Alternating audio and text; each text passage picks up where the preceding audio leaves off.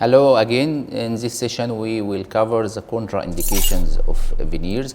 So by the end of this session, everyone should be able to list the different contraindications of veneers. When we have an extensive loss of enamel in the tooth, this will contraindicate to use a veneer. At least we should have 50 to 70% of the labial surface composed of enamel.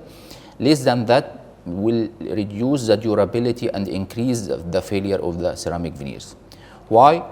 Many of us may say that this is because of the bonding of enamel is better than bonding to dentin. Yes, this is correct, but this is not the main reason. The main reason is that the dentin is a viscoelastic material and the ceramic is brittle.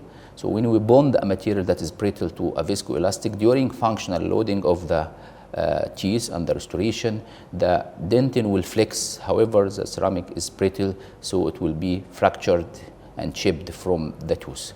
So very important that we will have a 50 to 70% at least of the surface to be bonded contained of enamel, otherwise failure will occur. Second contraindication is the labial version of the tooth. When we have major labial version, as we can see, when it is minimum, it can be corrected by some increasing in the preparation. But when it is too much, like the case in the screen, this will be very difficult to be corrected by a veneer. It could be corrected by crown. Sometimes you can have to do extraction and do a fixed partial denture or implant. Excessive interdental spacing. When we have multiple spacing and the space more than more than 3 millimeter space, this will contraindicate to corrected by veneers. This is because, as we said before in the indication, that will violate the width-length ratio of the anterior teeth. Poor oral hygiene is a contraindication for veneers. We said before that we depend mainly on the bonding to the tooth. Bonding means that we need isolations, we need a healthy gingiva, because inflamed and poor oral hygiene will lead to difficulty in isolation and bleeding, which will compromise the bonding of the ceramic veneers. Patients that have a mouth pressing, because mouth pressing will lead to dryness of the mouth, and dryness of the mouth means increasing the caries around the margin of the restoration. So it is contraindication for patient with mouth pressing to have a ceramic veneer.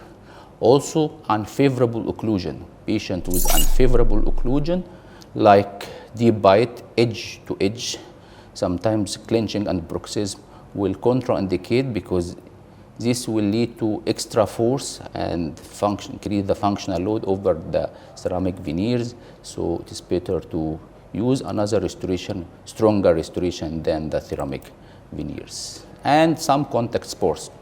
Patients that play boxing, ice hockey, all of this, where their anterior teeth are subjected to sudden or uneven impact or forces, are not good candidate for ceramic veneers. Patients with some oral habits like pencil or pen biting, nail biting, all of this will increase the load and force over the ceramic veneers and could increase the risk of fracture and failure of ceramic veneers. To summarize all the contraindications of veneers, we have extensive loss of enamel, we have severe labial version of the tooth, extensive interdental spacing more than 3 millimeters, poor oral hygiene, mouth pressing, unfavorable occlusion, and some contact sports. Thank you and goodbye.